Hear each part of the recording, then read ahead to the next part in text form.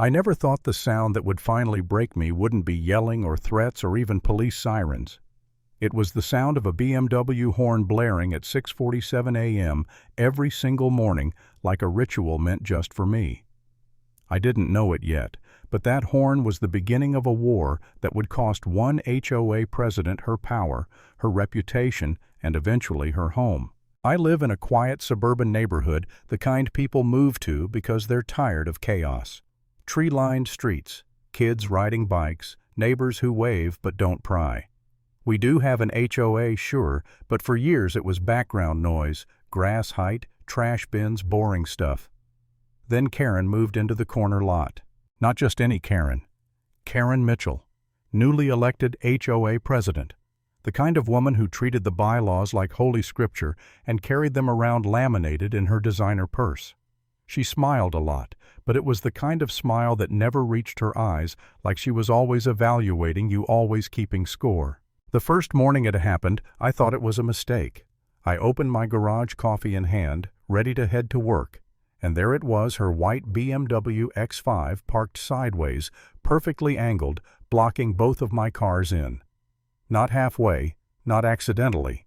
Precisely. Deliberately. She stood on her lawn in yoga pants and a visor, sipping a green smoothie like she was watching art being created. I rolled down my window and said calmly, "Hey, any chance you could move forward a few feet? I can't get out." She didn't even look at me, just raised one finger, not the rude one, but it felt worse, and said, "Section 7.4. No parking within 15 feet of a driveway. You're welcome." Then she walked inside. I sat there stunned. My driveway. She was blocking my driveway and somehow claiming I was the problem. That night I read the bylaws. Twice. Section 7.4 applied to street parking along the curb. My garage was private property. She knew it. She absolutely knew it. The next morning, same thing. Same time. Same horn. Same BMW parked sideways like it owned the place. This time she had backup 2 other HOA board members power walking past, phones out, filming me like I was about to commit a crime. By day 5, the whole neighborhood knew. Cars slowed down in front of my house every morning like it was reality TV. Kids filmed TikTok videos. Someone started a betting pool on how long I'd last before snapping.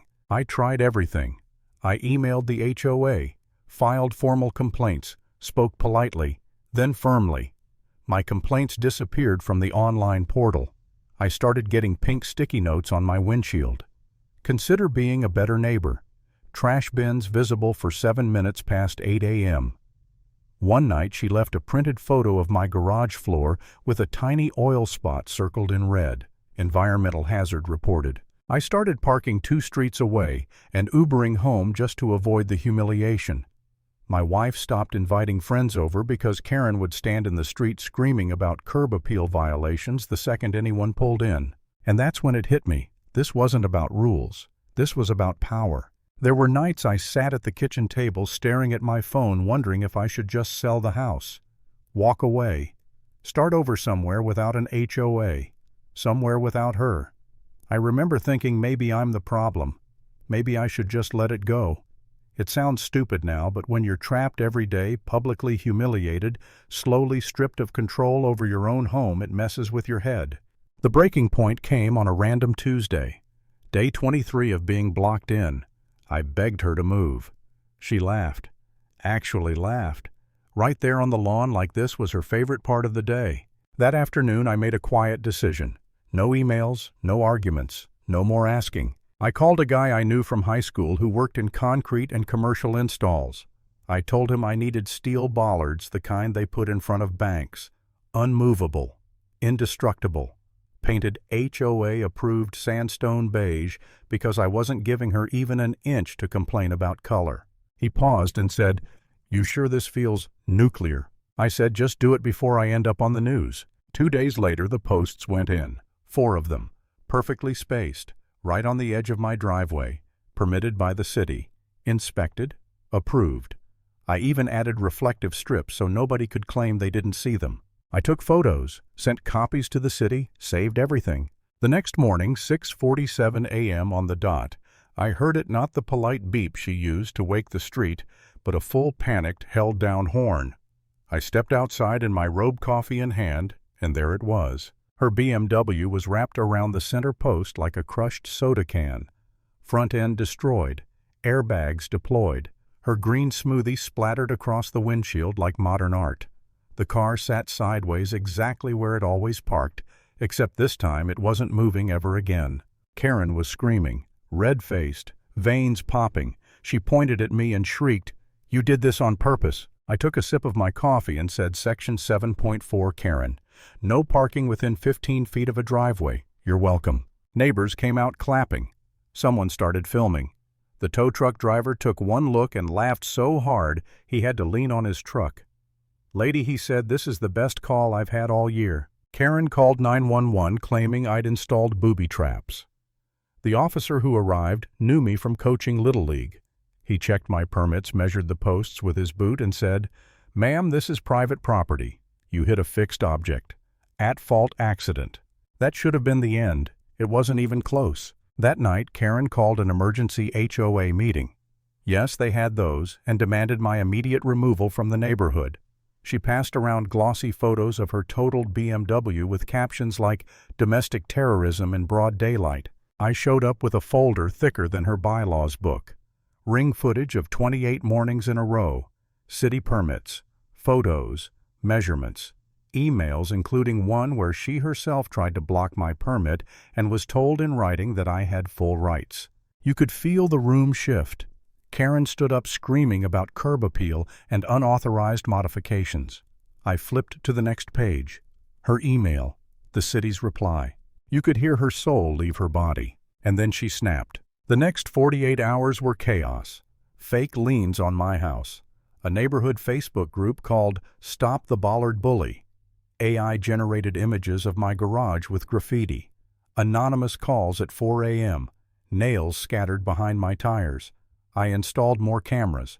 That's how I caught her at 2:13 a.m., wearing a black hoodie sprinkling nails behind my car like fairy dust. The police visited her. She cried. Played the victim. Almost convinced them. Almost. Then came the night she crossed the line for good. I woke up to my wife screaming.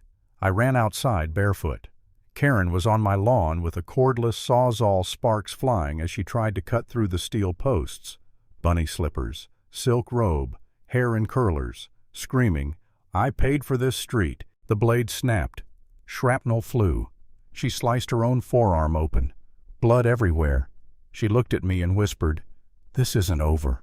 She left in handcuffs. The next morning, a process server knocked on my door.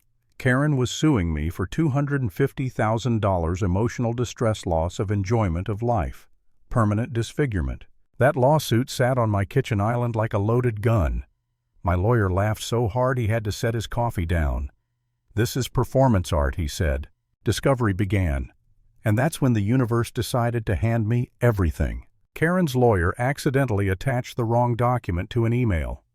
One click. And there it was, the original purchase contract for her corner lot. Buried deep inside was an easement.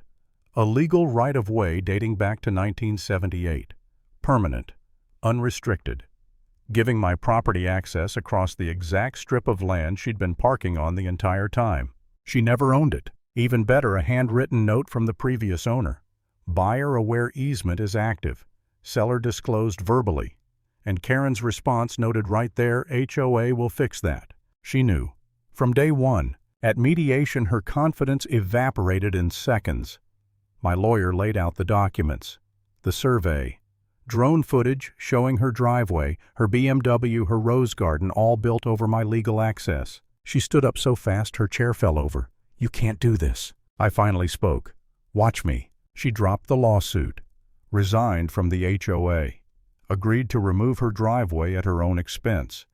3 weeks later, she moved. Took a massive loss. Her husband filed for divorce. Took the dog.